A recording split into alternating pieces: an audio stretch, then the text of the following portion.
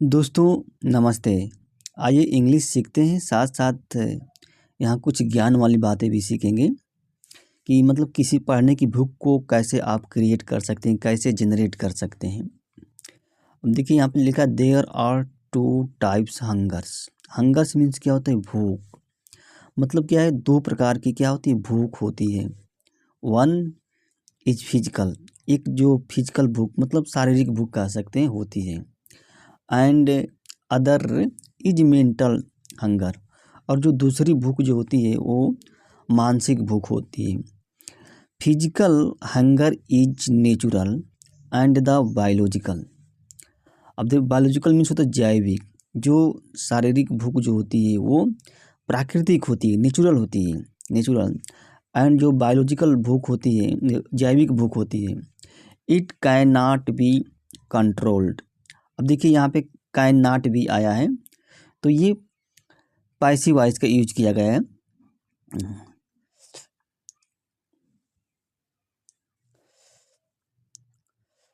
Can not भी जो है पैसिव वॉइस का यूज किया गया है। मतलब इसको नियंत्रण नहीं किया जा सकता है। Can not be control. Hunger of food is a physical hunger. जैसे भोजन की भूख जो है क्या एक फिजिकल भूख है, फिजिकल भूख। अब फिर देखिए यहीं पे फिर दोबारा शब्द आ गया है, it can not be control.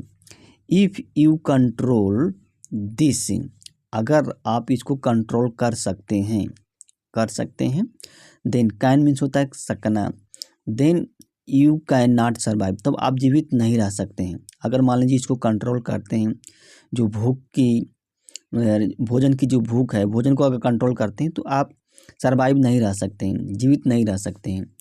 This hunger is the indicator of life. और यह जो भूख जो होती है ये जीवन का सूचक है। इंडिकेटर मीन्स होता है सूचक, ये जीवन का सूचक है।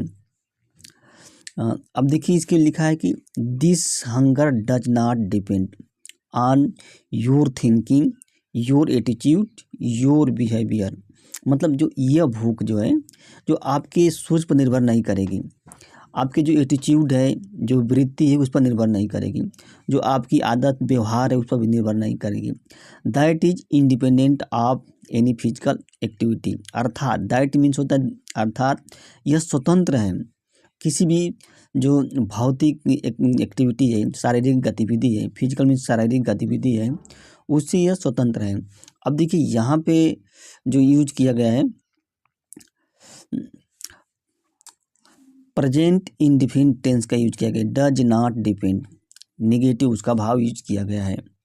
अब आते हैं मेंटल हंगर, पढ़ते हैं कि देखिए मेंटल हंगर जो मानसिक भूख जो होती है इज ए नॉट नेचुरल, यह नेचुरल प्राकृतिक नहीं होती है, एंड बायोलॉजिकल या बायोलॉजिकल जैविक भी नहीं होती है। इट इज ए आर्टिफिशियल या कृत्रिम होती है, and it is a created, इसको क्या उत्पन्न किया जाता है, एंड जनरेटेड इसको भी पैदा किया जाता है बाय ह्यूमन द्वारा, मानव द्वारा। It depends on your thinking, या आप निर्भर करती है, देखिए प्रेजेंट इंडिफिनिट टेंस का यूज किया गया है, ऑन योर थिंकिंग आपके विचार पर निर्भर करेगी, एटीट्यूड पर निर्भर करेगी, और बिहेवियर है उस पर निर्भर करेगी, आदत पर भी निर्भर करेगी, हैबिट पर। अब देखिए यहाँ पे लिखा है कि mind play important role in creating this hunger. जो आपका मस्तिष्क है, जो दिमाग है, इस भूख को उत्पन्न करने में बहुत ही महत्वपूर्ण रोल निभाता है। प्ले यहाँ पे देखिए प्रेजेंट इंडिफिनिट टेंस का यूज किया गया, यस जोड़ा गया, यहाँ पे देखिए यस जोड़ा गया है। फिर if you are to create the emotion of study of geography. अभी यहाँ पे लिखा अगर आपको क्रिएट करना, जनरेट करना है किसका? Emotion of study of geography, जो भूगोल की जो अध्ययन है, भूगोल की पढ़ाई है, उसके इमोशन को अगर क्रिएट करना है तो आपको क्या करना पड़ेगा? You will have to think, आपको सोचना पड़ेगा, you will have to think about geography, geography भूगोल के बारे में आपको सोचना पड़ेगा। व्हाट इज जियोग्राफी, मतलब जियोग्राफी क्या होती है, what is the application of geography in life, और जीवन में जियोग्राफी का एप्लीकेशन क्या है, अनुप्रयोग क्या है, इस तरह आपको सोचना पड़ेगा, तभी जियोग्राफी की जो भूख है वो उत्पन्न होगी। अन्यथा नहीं। किसी चीज़ की भूख को अगर आपको उत्पन्न करना है तो इसी तरह सोचेंगे। अब देखिए, if any person have knowledge of mathematics, अगर मान लीजिए कोई व्यक्ति है उसके पास क्या गणित का ज्ञान है, have knowledge of mathematics, this means, इसका मतलब है दिस की such person must have thought about mathematics. अब देखिए, मस्ट हैव लिखा है तो इसका मतलब कि निश्चित रूप से, मस्ट हैव थॉट मतलब निश्चित रूप से उन्होंने गणित के बारे में सोचा होगा। अगर मान लीजिए किसी व्यक्ति के पास अगर गणित का ज्ञान है तो निश्चित रूप से वो गणित के बारे में सोचा होगा। Emotion is created and generated about any subject, मतलब जो भाव है, जो लगाव है उसको क्रिएट किया जाता है एंड जनरेट किया जाता है। देखिए, ये जो लिखा गया है प्रेजेंट इंडेफिनिट की पैसिव वॉइस का यूज किया गया है जनरेटेड अबाउट एनी सब्जेक्ट, मतलब किसी भी सब्जेक्ट के बारे में इमोशन को क्रिएट किया जाता है, जनरेट किया जाता है। किसके द्वारा? बाय थिंकिंग, मतलब सोच करके। अगेन एंड अगेन, मतलब बार बार क्या है, पुनः। अगेन एंड अगेन मतलब बार बार सोच करके आप किसी भी सब्जेक्ट के प्रति अपने इमोशन को क्रिएट कर सकते हैं।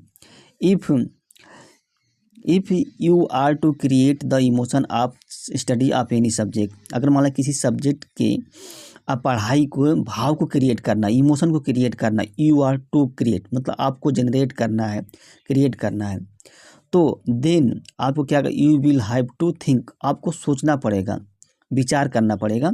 अबाउट सेम सब्जेक्ट मतलब उसी विषय के बारे में आपको क्या है, विचार करना पड़ेगा। Again and again, bar bar. This is the method of creating of hunger of anything, यही क्या होती है, this is the method of creating मतलब कि हंगर, किसी भी चीज़ की, देखिए एनीथिंग मतलब किसी चीज़ की भूख को क्रिएट करने की, जनरेट करने की यही विधि होती है। This is the method of creating of hunger of anything.